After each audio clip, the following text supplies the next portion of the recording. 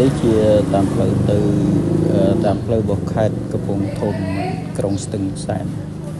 បងប្អូនទៅដើរលេងសង្ក្រាន្តបងប្អូនដើរលេងសង្ក្រាន្តខេត្តកំពង់ធំក្រុងស្ទឹងសែនបងប្អូនតិចទៀតឃើញមានភ្លើងពណ៌ច្រើន